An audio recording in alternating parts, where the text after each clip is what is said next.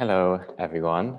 I think we're gonna make a start since it's 5 p.m. and we have 1 hour. I'm Andrew. I'm an associate lecturer and a PhD student in contemporary art here at the Courtauld, and I'm really happy to be welcoming you all to this event today. It's the first in a program of events organized through the Courtauld's Gender and Sexuality Research Group, of which I'm a part. And these events will run throughout the academic year. Today we have the artist Shen Xin joining curator and writer Alvin Lee in conversation. Despite being based in different countries, the two have maintained a long-standing friendship marked by frequent collaboration since 2015. Shen works mainly in the medium of moving images and performance. They employ fictional and oftentimes queer encounters to confront the layered complexities of the world in all its multiplicity, often addressing legacies of colonialism and racism. Alvin is a curator with a background in LGBTQ activism, and he concerns himself with writing and building exhibition frames to excavate forms of alterity, insurgency, and counterposition in transnational visual and sonic cultures. And in today's intimate conversation, Alvin and Shen will pose each other a series of questions informed by their ongoing research interests regarding ecology, language and translation, as well as the tactics and problematics of representation. So welcome Alvin and Shen to our audience today. Thank you for coming. And if you have questions, please put them in the chat box and we'll either come to them during the conversation. I might interject with one of your questions, but Alvin and Shen can see the questions too, or there will be time at the end for questions too. So please put them in the chat box. Without further ado, Alvin and Shen, please feel free to start. Thank you, Andrew. Well, first of all, a huge thank you to the Gender and Sexuality Research Group at the Courtauld, especially Andrew, for inviting us to this event. I was introduced to Andrew through a colleague at Tate, for our overlapping interests in queer art practices in the context of East Asia. And when Andrew reached out to me about this public program, I immediately thought of having a conversation with Shen. Just a brief introduction of our friendship. We met back in 2015 when Shen was still studying in London at the Slade, but was back in China to present the work Shoulders of Giants in a group exhibition. For that work, they hosted a symposium at the Senate House in London where theories and artists Esther Esley, Hannah Black, the late Mark Fisher, and Simon O'Sullivan were invited to participate while being motion captured into creatures from the classic Chinese text Shanhai Jing. And the final video installation was presented where these motion capture were stand-ins for the speakers. That was my first encounter with Shen's work, which really left me the strong impression of, someone very invested in various strands of discourses and theories, but while simultaneously keeping a critical distance from these discourses. And over the years, I've continued to learn from Shen's evolving practice, particularly how their work in very nuanced ways engage with different forms of otherness, from ethnic minorities in the context of China to stateless migrants and queer and religious dissidents. All of these is dedicated to, in their own words, empower alternative histories, relations, and potentials between individuals and nation states. What's equally fascinating to me about Shen's work is how they pose a series of questions to themselves about, how to keep the power structure that they built with their practice in check. I'm really happy to have Shen with me today. And just to say that, so when I invited Shen, they suggested that instead of a conventional studio visit, we'll have a more of an intimate format of a conversation where we post each other questions. And so I would also like to thank you for turning the table and opening up the room for me as well. So the conversation today is kind of loosely organized around three themes that we're both very interested in. Of course, they're not distinct from each other. They're very much transversal and overlapping. Well, first of all, concerns the kinds of representation, the multiple, sometimes imbricated forms of otherness and alterity in Shin's work. I guess the first question is about the kind of role of queerness in your work. It's frequently invoked in your moving image worlds that, either by way of reference or as fictional interpersonal relationships. And these kinds of representations are not easily reductive, but quite complex and sometimes unexpected. For instance, in one of your earlier works back in 2015, The Gay Critic, it uses the text, The Temple of the Golden Pavilion, a 1956 novel by the controversial Japanese right-wing queer author Yukio Mishima as the point of departure, using it as excerpts, using its excerpts as narration and juxtaposing it with footage of working class men in Chengdu, which is your hometown, and performing perhaps like inadvertently homoerotic acts in off-duty hours. Could you tell us a bit more about this work and how you came to this sort of juxtaposition? Sure. Thanks, Alvin, for such a generous introduction, and Andrew. And I feel really honored to be having this conversation. In a sense, I feel like it's also a celebration of, how how we continue to, collaborate or understand each other's practices, and in such a way that I see so much overlap that I think it will become evident during the talk, the conversation as well. So to answer your question about The Gay Critic, or to give a little bit of context to it, I think there's a few things at play here. And one of them is, the first one, perhaps I should say, is of an interest to look at regional politics, and East Asia being the focus of sort of how I try to maneuver an experience as a Chinese citizen, in terms of trying to find a way to make sense of it without having to deal with, say, conflict as the center of subject. So Yukio Mishima is a very interesting paradox, as Alvin described, a very controversial figure. He is queer, he is right-wing, he is sort of embedded in, the aesthetics of Japanese fascism, in terms of how he writes about desires, the idea that queer desires could be dissected into parts that describes likes, feelings, and sort of this saturation that is not there, the fearlessness towards a saturation of descriptive queer desires, in relation to, post-war Japan or post-war East Asia, was an interesting paradox for me to look into. And that is the first thing at play, because I feel like to understand East Asia, it's important to understand Japanese fascism as a currency that is so embedded in literature, the description of emotions, sensuality.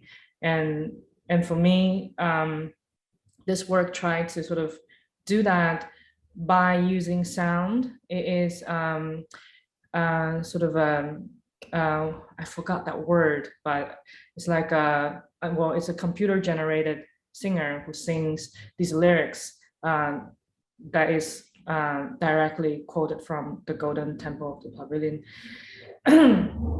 And also using the medium of digital Bolex 16 mil, which has this sensor of super 16 mil analog filmmaking, sort of saturating the lights on purpose because it has very limited ISO settings.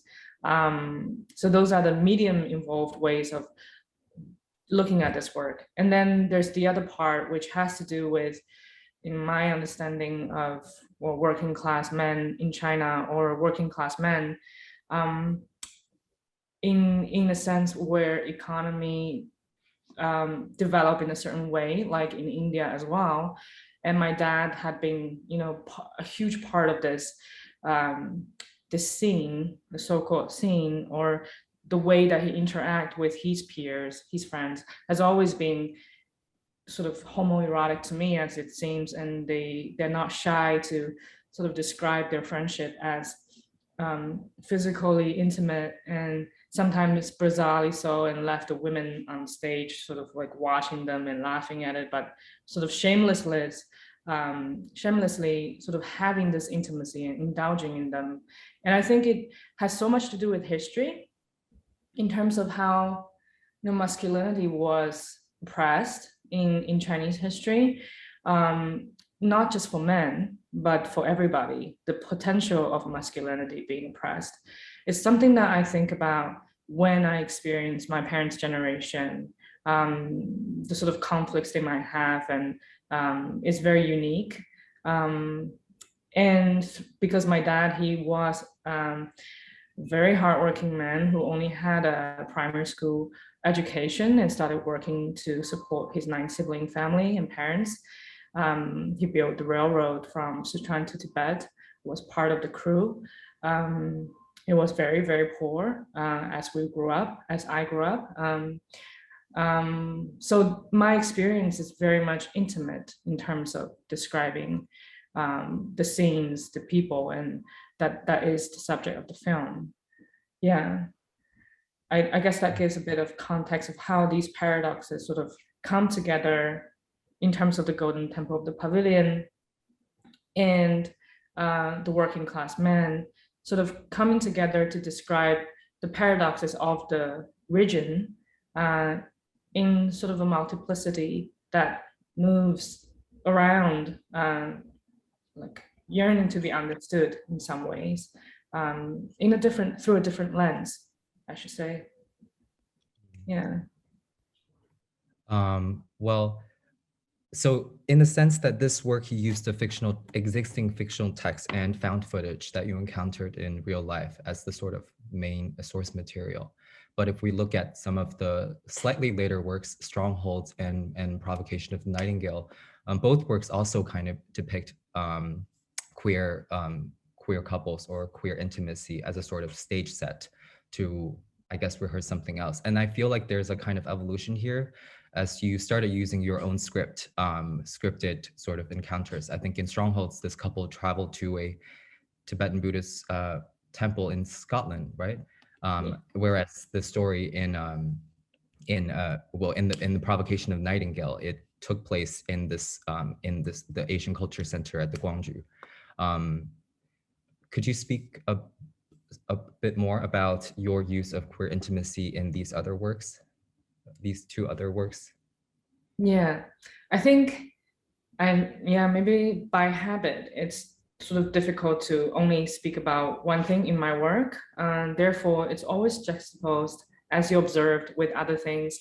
And with Strongholds is, this, not only in the couple dynamic, there is this racial facade to it, which they navigate different experiences every day. And that becomes a conflict point that come up in the fictional setting of the film, where they do visit the Tibetan Buddhist temple in Scotland called Samya Ling, which is the first Tibetan Buddhist temple in Europe and the biggest since until 2017, and there was a bigger one built in Germany. So that work, for me, queerness is a way of talking about conflict in everyday life that is racially relevant to the couple, and then sort of looking at the conflict that a religious institution might have when it's migrated, transplanted to a different geography, and that sort of not being able to be completely immune to the social construct of where it is at is where I think love not being immune to what's around it and religious institution not being immune to what's around it is sort of at play at the same time. So they try to interact with each other in ways of how, the otherness of the love relationship comes out, and then the otherness of the religious sort of aspect of the traditional setting of where it should be comes out to play in Scotland, which is a has a very progressive ways of viewing gender positions and queerness. And then when Tibetan Buddhism clashes or choose not to clash, depending on the structure and how it's built with these values, that's where the queer couple sort of relationship echoes with it. And for Provocation of the Nightingale, it's again looking at East Asia and Korea, South Korea, and sort of tolerance towards queerness as something that is, not even transparent enough to be discussed in that sense. And therefore, looking at Buddhism again in the context of East Asia and seeing how the romantic aspect of power dynamic could play out in thinking about Buddhism in Korea, which actually has a very high sort of values gender equality to a very high degree. So that's a different paradox, but it's all sort of embedded in the script, the way they talk about it, and yeah, and I guess that's how I think about queerness in terms of a way of mapping, a way of translating, which does lead me to also like reflect on your practice as as an activist who has hosted you're smiling cinema screenings of centered on these topics in a place that is also of some difficulties, non-transparency. And how does that that the initial motivation of like mapping, translating something that you deeply care about, how does that then travel to places where maybe it's more fluid, like a curatorial practice or your writing practice, or how you read, how you choose your reading materials. I figured there must be some sort of paradoxes there as well. So perhaps you could share. Well, I'm almost like embarrassed to still use the title activist, but at the same time, I feel like my work these days, either in forms of writing or curating, still touches on some of the kind of politically engaged nature of my earlier activist work. I guess, something that you mentioned when you were talking about the gay critic and its thinking about regional politics, that's something that I sort of learned while I started working in activism. It was around 2014. I moved back to Shanghai from the US, and I was volunteering for Shanghai Pride, which is one of the earliest organizations in China that promote LGBTQ awareness. Given the kind of politically circumscribed nature working in activism in China, there weren't any, except for the one Beijing Queer Film Festival. The only queer film festival in Shanghai was sort of attached to the Pride organization. And basically they had every single screening had to be sponsored by a foreign consulate as a form of political protection. And then I was involved in organizing that, but I became increasingly frustrated by that model and the kind of pride-led incentives of the organization, which for me prioritized certain for instance, gay marriage, work equality, instead of some other things that I consider very much under discussed in the context of China. So I met my friend Matthew, who's a filmmaker, and we decided to establish this other alternative platform called Cinema Q. The idea is that, because at the time there weren't that many spaces in the city that were open to queer screen culture. So we kind of approached like clothing stores and clubs, if they could like allow us to just go in with our projector and a screen to just screen a program of short films. That started in January 2015. And as a platform, Cinema Q is still ongoing. It's by now screened, I think, more than 300 short films, mostly by East Asian filmmakers. And the reason why I was talking about, the regional politics aspect that you mentioned is because, while working at Pride and also working at CinemaQ, you see that, global queer movements shouldn't be evolving around the same kind of, they don't, and they shouldn't be, even though they're inclining that way to kind of operate towards the same sort of Western neoliberal model. And I think this was also around the time when I started reading, like Patrice Leo, looking at kind of thinking about the geopolitics of queer theory and looking into other lineages and trajectories. And that's why, with CinemaQ, we also had this kind of focus on East Asian independent production. But I have to say, basically around around 2016, I guess my work really shifted from activism in the form of screening and CinemaQ to writing and curating. For me, I guess I do still think that this kind of epistemological investigation is very much political. It's just, the model of activism. I think I was satisfied with where CinemaQ has achieved, and I moved on a different way of articulating queerness in my work. And I guess we can get to talk about how I'm doing that in some of the later parts in our discussion. Yeah. Sure. Well, the other question that I have about representation, the aspect of representation in your work, is really thinking about your kind of engagement with ethnic minorities. So, the work that we just mentioned, Stronghold and Provocation of Nightingale, as well as the Form Escape prologue, another 2016 work. It grew from your research into the assimilation of Tibetan Buddhism into different cultural contexts. And this also in turn had something to do with your early exposure to Tibetan culture through the introduction of your late father, who you also just mentioned, who's a painter working in the realist tradition. So in Counting Blessings, which is a 2014 work, you followed him to Tibet to seek the authentic Tibetan subjects. And in that work, you sort of scrutinized his gaze. And of course, as we've discussed elsewhere, your position on this work and his gaze has kind of evolved through time. I guess for our audiences that are not familiar with these work, can you speak here about the kind of evolving representations of ethnic others in your work? And yeah, that's the question.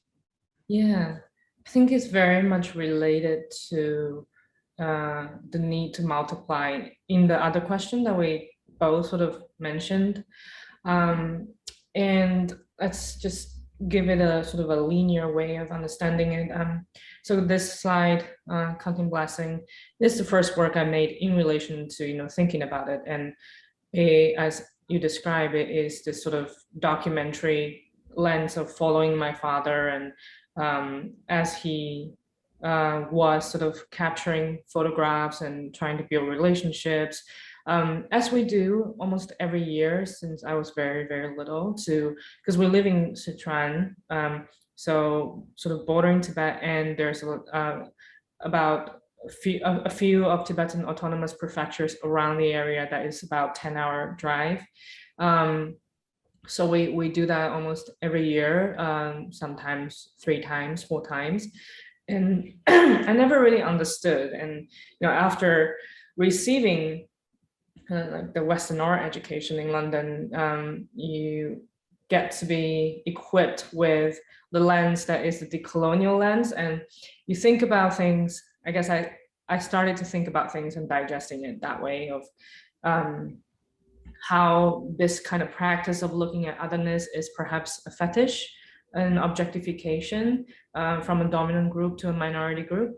And that was the work that I made, and which is, of course, affirming those views, the decolonial views, at the same time, affirming the complexity of a father-daughter relationship that one wants to support their their child to sort of make work while knowing that themselves are the subject perhaps of critique, or choose to be blinded by the intention of making the film, but just like by the act of supporting. So that complexity is really there in terms of how also, you know, it saved money to send me to London to study art eventually, and how that sort of economy then gets rolled back into feeding the Western art education of developing and affirming those lenses again.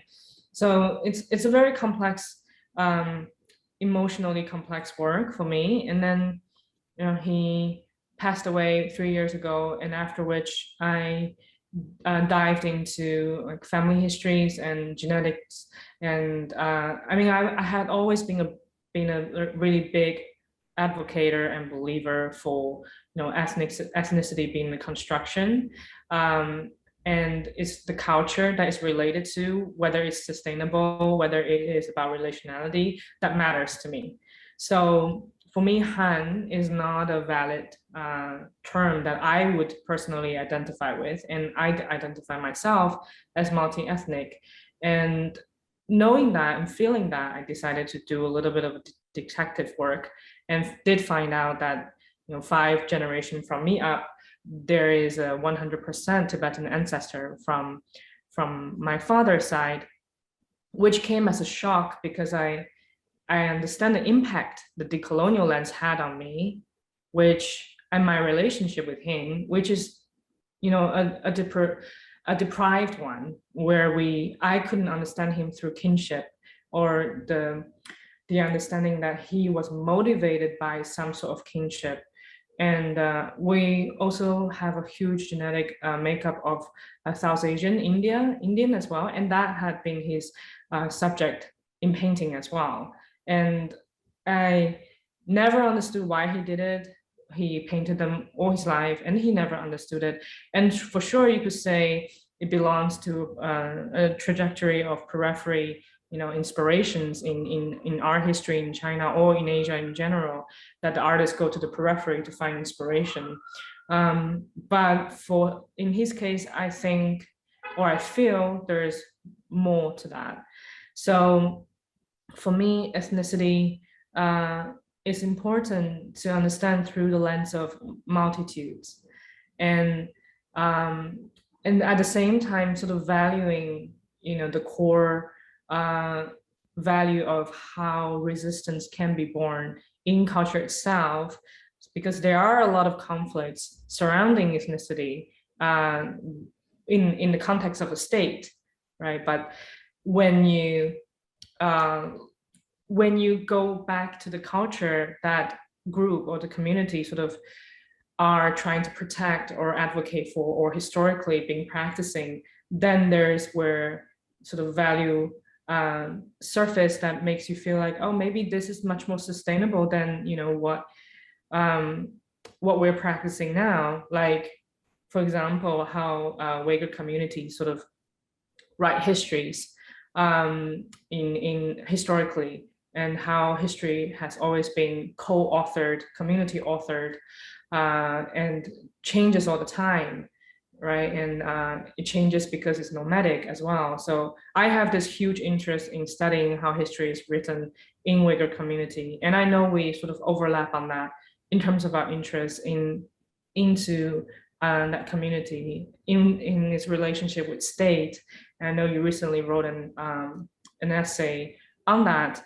And I wonder if you would share in relation to, you know, what we spoke about otherness, especially, I guess, in your research, the state-sanctioned otherness expression of like hip hop and music and culture. Yeah. Yeah, I think the multi-ethnic, well, in my case, my research was more kind of looking at the multilingualism of Uyghur rap and how what that means for what was a kind of underground music community. Like, I guess the role of, on one hand, state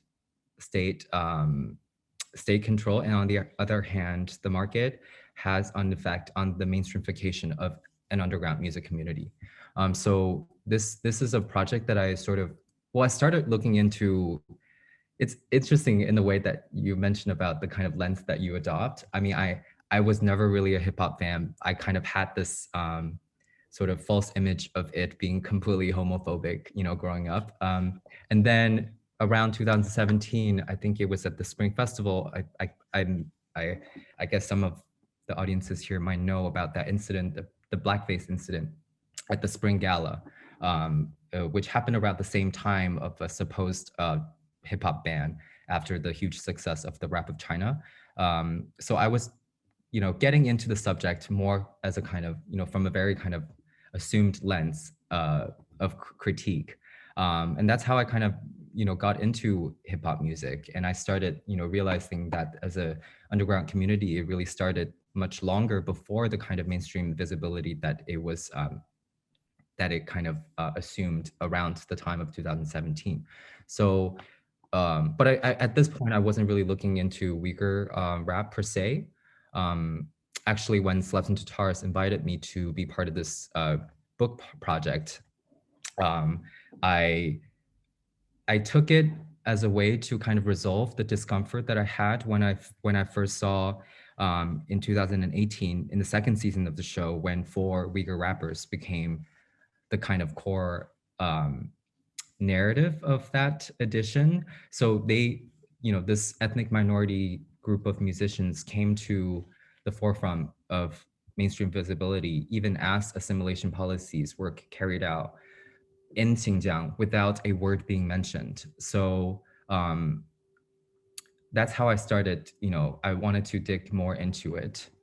So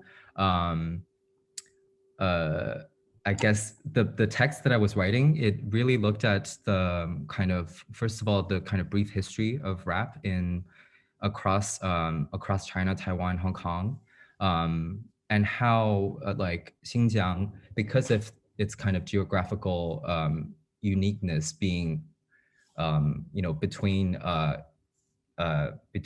like Eastern Europe and China, it had a complete different kind of flow of cultural products in the 90s.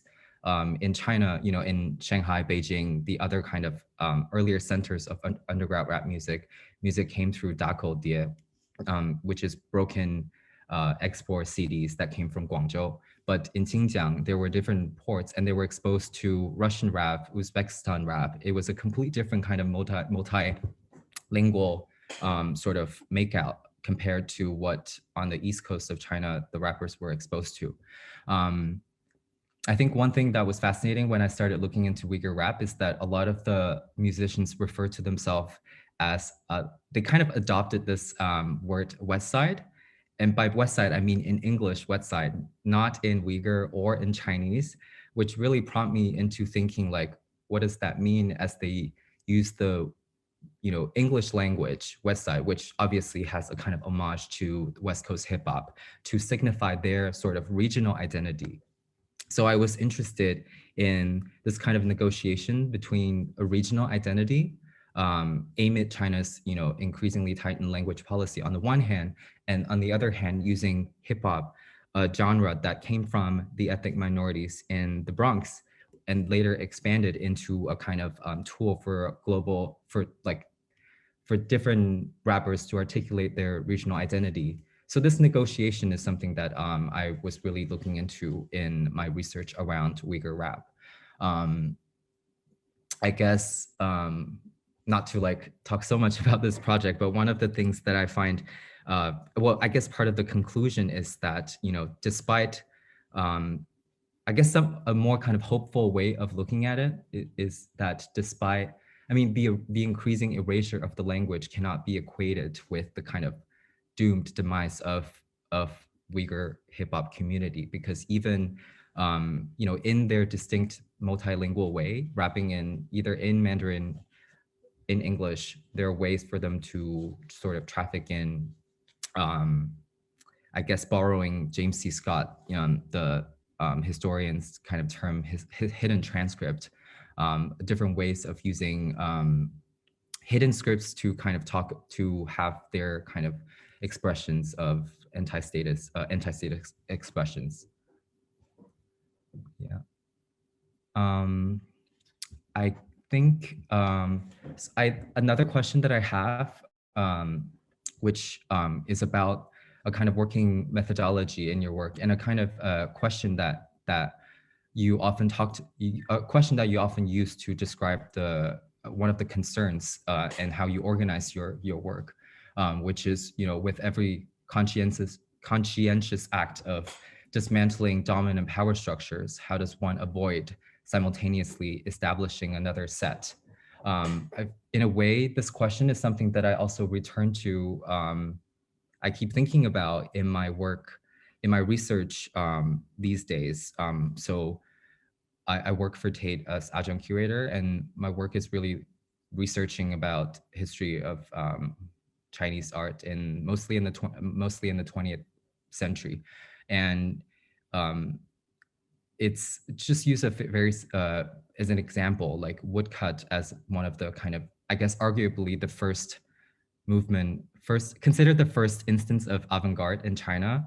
It was meant to be a sort of anti-establishment, anti-imperialist grassroots movement, but later in the 40s became adopted as the kind of state-sanctioned revolutionary realist model. So it's interesting to see what was meant to sort of to be anti-establishment became the authority itself. I'm interested to hear how, you know, in your work you have used, what kind of methodology you have developed to respond to that question, as a kind of solution, right? I'm really intrigued by what you just said about hidden script, and in relation to how you thought about woodcut. Is, for me, there's some sort of similarity in terms of dimension. I mean, in your practice, I feel like you are looking at a dimension that is perhaps very much contained in an equilibrium of light. And for me, I guess I think about it differently. And the difference that I can identify is that I'm going a bit more vertical into, like for you, maybe it's deep in terms of light, the sensualness of light, because it moves like this. Mine, perhaps it's more about time, and it moves like this. For when I think about what I truly value or what my motivations are in relation to power structure, I think my deepest interest is to find those places where it's truly sustainable. And it might be about sort of looking at practices that is in the past, or hidden in some sort of insignificant ways that is no longer advocated for. So it's about sort of finding those spots that feels quite sort of below surface, that is not so visible, and I'm trying to bring them back into light. And perhaps that's where we meet as well. I have a question. So by hidden, do you mean like historically existing models? I'm just thinking, you know, the kind of research that you conduct around Taoism, you know, what you were saying kind of reminds me of a conversation that I had with Zheng Bo, this artist based in Hong Kong, who mostly works in, I guess, ecologically engaged practices. We were talking about, you know, this trend, well, this movement of looking into Taoism for a sort of, as a kind of ancestral knowledge or wisdom for the current ecological predicament. And I asked him, why looking backward instead of proposing something new? And then his answer is that, well, in a sense, there is a reason why this has lasted for thousands of years. And maybe we don't have time to develop a new model. And in a sense, looking into these existing ancestral knowledge might be the more effective way. So I guess, yeah, that's a long-winded way to answer that question. What do you mean by hidden or these existing models? Yeah, I think for me, Taoism is definitely a point of interest, but also to a point that I need to dissect that interest too. Say, I don't think of it as Chinese intellectual property. I don't think it is related to construction of a nation state. I think that is using a very fairly unfair way of seeing Taoism. For we don't know, say Zhuangzi was described as the man of the South. So we don't know what he identified with in that time where nation state or even 36 nation state is not really a thing. It's not the same way that we understand state now. So perhaps for me, it is about, even when we look back, it's about sort of not having these constraints of contemporary ways of framing things and really just try to hear it. So I guess it's a form of radical listening to what it is actually saying. For example, when I mentioned how Uyghur history is written due to its nomadic style, or interestingly, how Buddha statue's face changes due to its, sort of ways of traveling from region to region, from a very sort of three-dimensional facial structure to quite a flat one after it settled in China.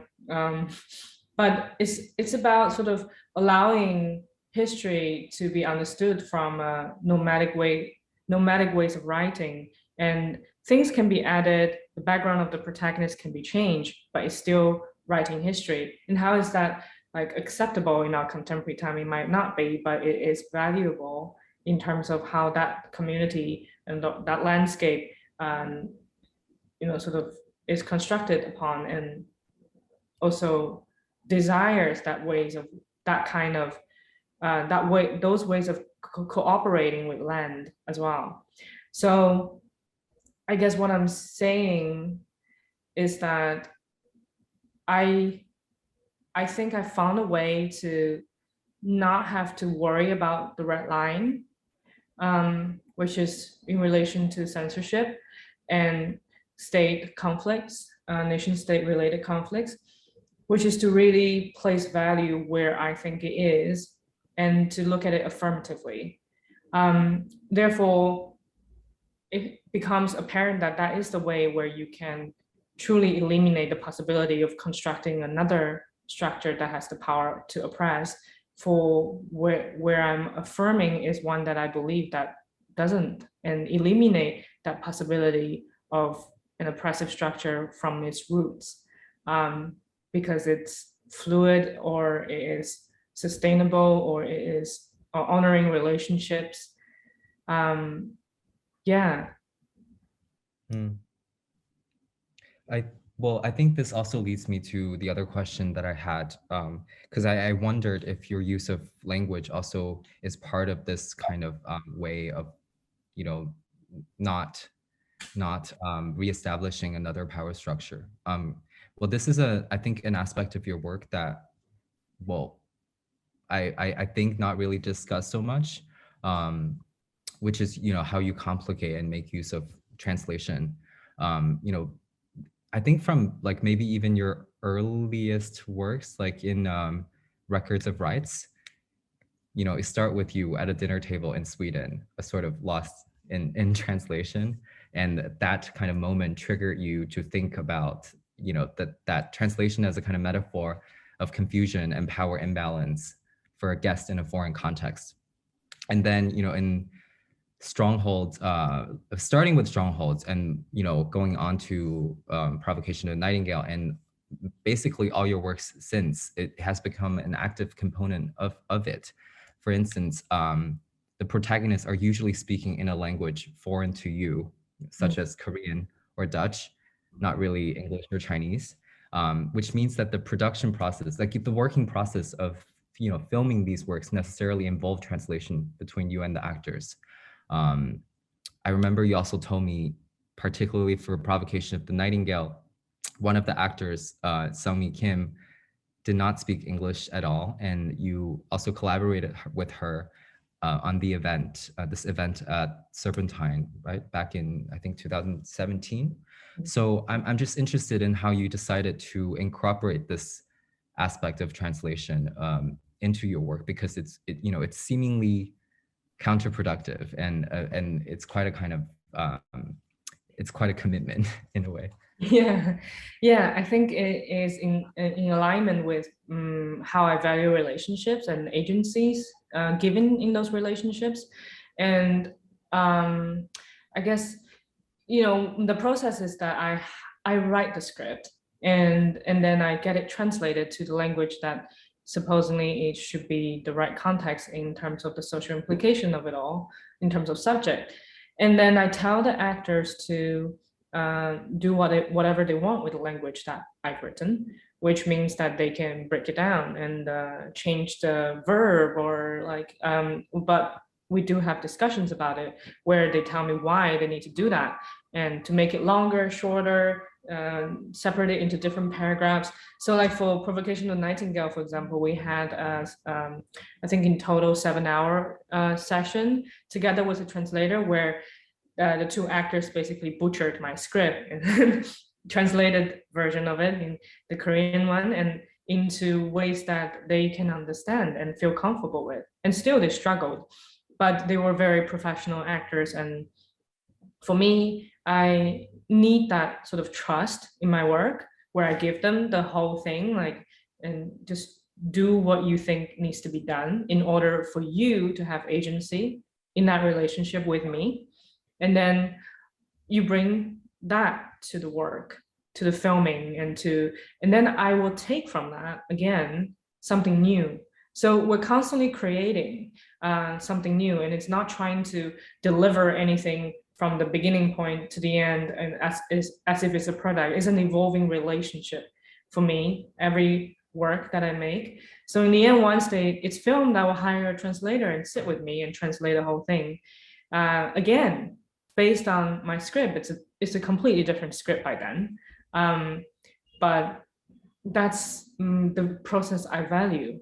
I don't subscribe to any sort of rigid ways of producing work because I value relationship more than anything. And I think language is made of, relationships influencing each other, right? So I'm learning Arabic and I know I can read some Uyghur words, but I also know the Persian relationship has hugely affected it. Therefore, I am also barred from certain aspect of it. And those in English is really affected by many different languages as well.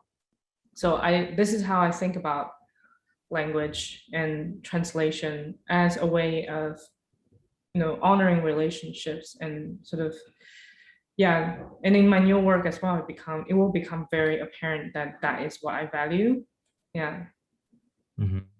And right. Perhaps, yeah, I do feel like, translation is not just like a one-dimensional thing where you translate one language to the other. It could be one when you translate an experience to another, which in your case is, the practice of autofiction. In my understanding that there is this, oops, I'm sorry. In my understanding, there is this idea of translation of a experience of yourself into a fictional place where it makes it significant, and it also contains desire in that sense. Yeah. I first encountered autofiction through you, because when we were talking about the Gay Critic a long time ago, I think it was when I had the screening program at Parasite and we screened the Gay Critic. You were Sorry. Give me one second to stop sharing screen so I can, yeah. Yeah. I think you were referring to The Golden Temple as an autofiction, which at the time I was actually I had no idea about this kind of literary genre, and later I sort of started. Well, I guess I got more into it through Guillaume Dustan, who is French writer and I guess known for his 1996 erotic autofiction In My Room. I was introduced to him by way of reading Preciado's Testo Junkie. So I think it was around the time when I started working more as a curator, and I was reading Guillaume Zoustan at the same time as I was also reading Laurent Berlon's Cruel Optimism. So just a general synopsis of In My Room, it's basically Guillaume Zoustan writing about himself as the subject, protagonist Guillaume, who lives a very kind of debauched life in the queer nightlife in Paris. And mind you, it's a moment, still AIDS is very much dominant of the kind of gay life. So he was writing very unapologetically about unprotected sex. It was a very kind of politically charged and controversial project that he did with this trilogy with In My Room as the kind of beginning. And so in Laurent Berlon's Cruel Optimism, she was kind of framing of how we live our life as this kind of, with these attachments that you have to an idea or a thing or a kind of desire. All these kind of desires sort of keep us together, which made me start thinking about, even in Zoustans, however detached his tone is, that this kind of, sort of like living on this death drive towards the end, he was still attached to his erotic desire to things, to objects.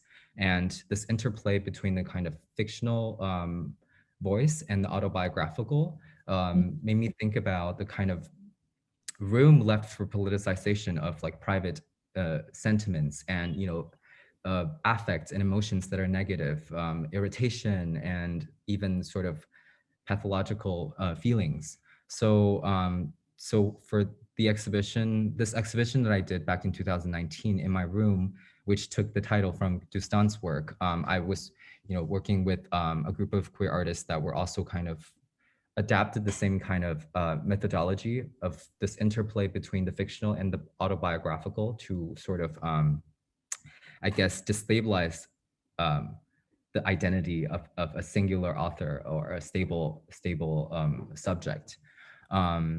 As for my personal, because of that exhibition, I started like also delving into autofictional writing. It's something that I was never really, I enjoyed reading fiction when I was a kid, but that really stopped as I got into my college education. The thrill of logical thinking overtook everything. And I think that moment of reading Zoustan kind of, and as I attempted to, and I think perhaps you have the kind of feeling as well, because so much of your work involved, fabricating relationships and encounters and fictionalization. There is a kind of empowerment that you have when you sort of can re-narrate and mix real life events with your kind of different kinds of interpretation for other kinds of representations and possibilities. Yeah.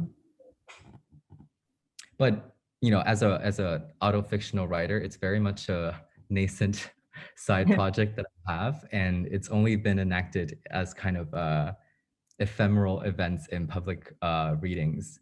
But I guess that format that I adopted is also kind of thinking around erotic autofiction or erotic writing as very much of a taboo in the context that I operate. So keeping it sort of ephemeral in the form that I enacted is sort of thinking about, I guess, an homage to some kind of guerrilla warfare. Yeah.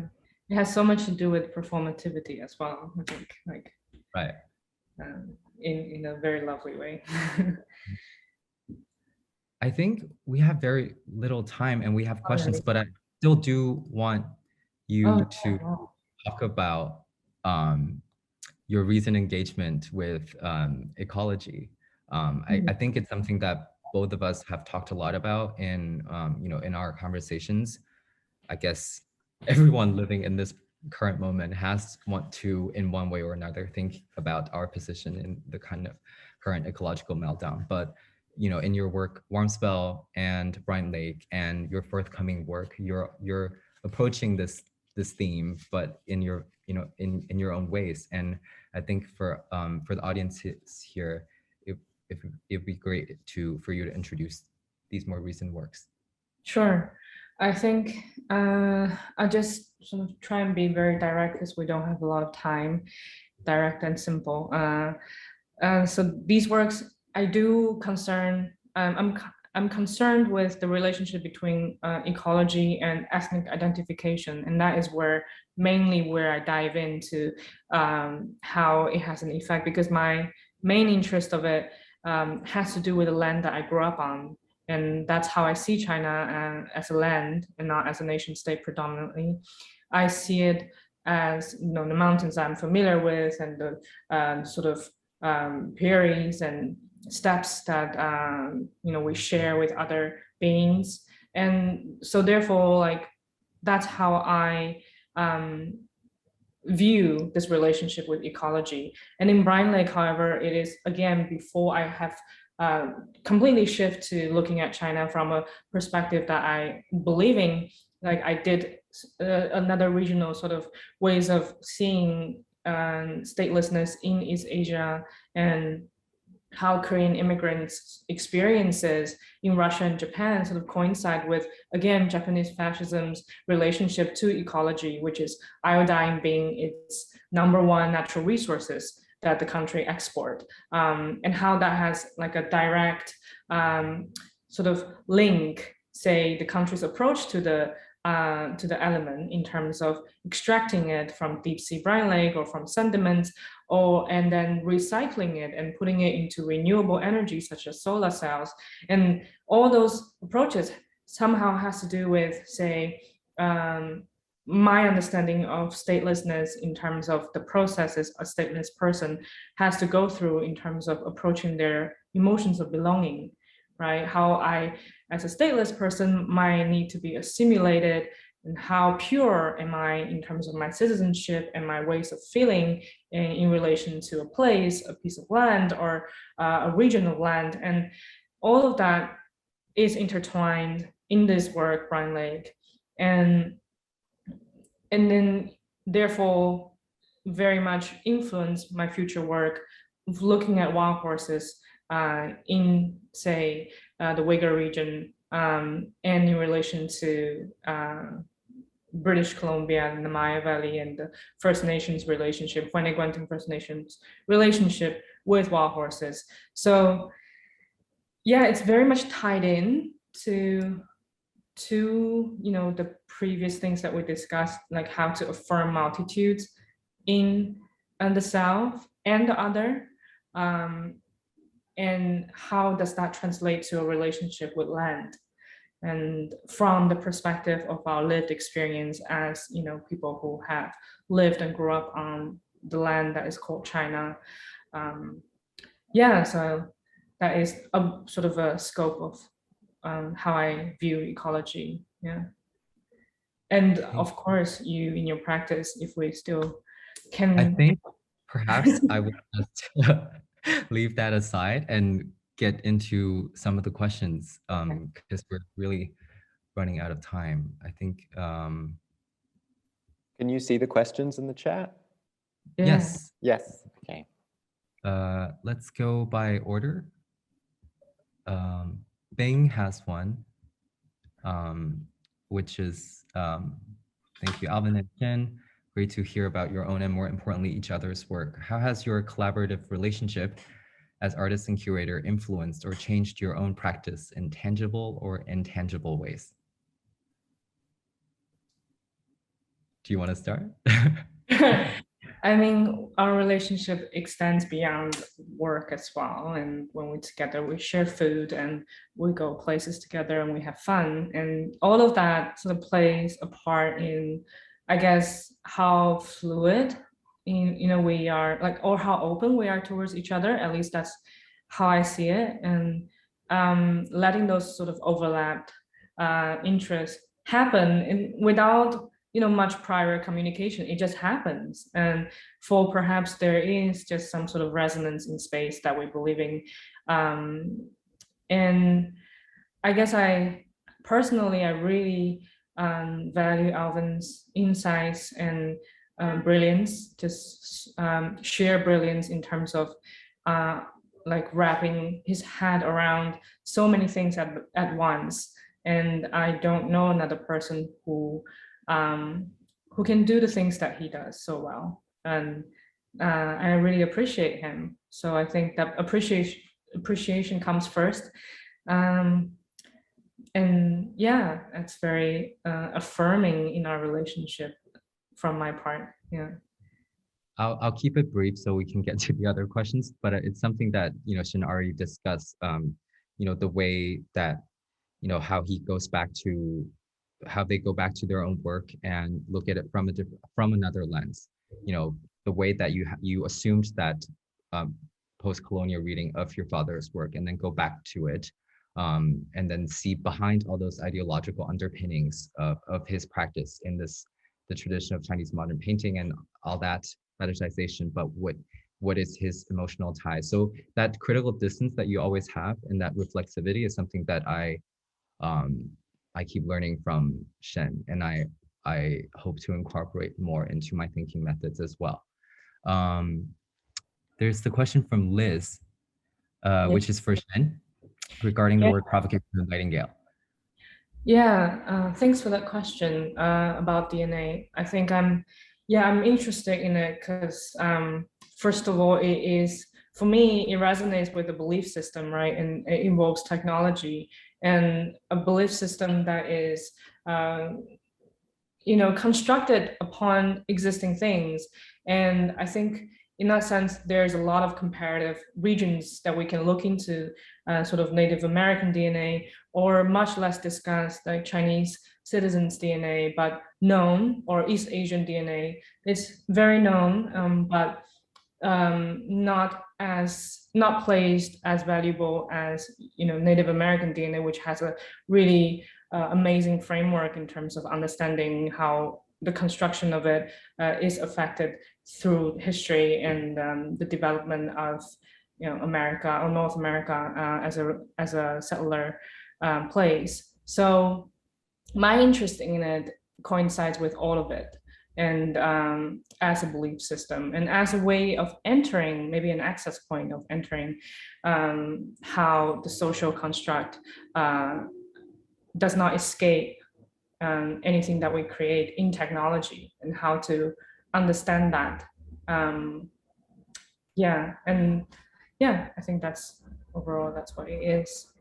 And we have a question from Miguel. Question I'm so very eager to hear. Conversation evolving to which is what the ecological lenses of these recent work, but also when the queer lens and personal experience is still present in these most recent works. Absolutely, yes, and especially in the works that I will make next year, involves a very personal sort of relationship with language. One of them, which is Tibetan language, and the performativity that comes with trying to not even reclaim it, but to have a relationship with it. So I guess for me, queerness or queer lenses or perspective is about multitude. It's about allowing the multitude to be. And in order to have a relationship with a language that is not a given language by birth, I think I am constructing the kind of relationship I can have with it, which is through a performative lens, which will become very apparent when the work is made. And the other work as well, it's a continuation of the values I honor and the relationships I believe, and definitely the personal, the queer is all in there. Yeah. And this forthcoming work, because I just want to quickly mention, because I feel like we didn't have time to delve into it, but it's also like your thoughts around indigeneity in different contexts, in the Chinese context versus the North American context, with what you were exposed to in terms of Native American cosmologies and indigeneity in your time in Minnesota is very much kind of the provides the ground for the conceptualization of your next work, right? Yeah, absolutely. Because I do try to think about the Chineseness through those lenses comparatively. I find it really productive because a lot of things don't apply, say, to China or to Japan as a region, but there are many things that is at work in terms of how it's being oppressed or made or affirmed can be applied in a way that where in terms of where we can find values, and where we could perhaps maintain some sort of differences, but still know what to value, and which is what I speak about in terms of ethnic identification, is being okay with being multiple. And what does that mean in the context of, you know, the major construction of Han as the dominance? Like what does being multiple mean in that context? And I feel that that is where an access can be made as well. Yeah. I think we've run out of time. Right.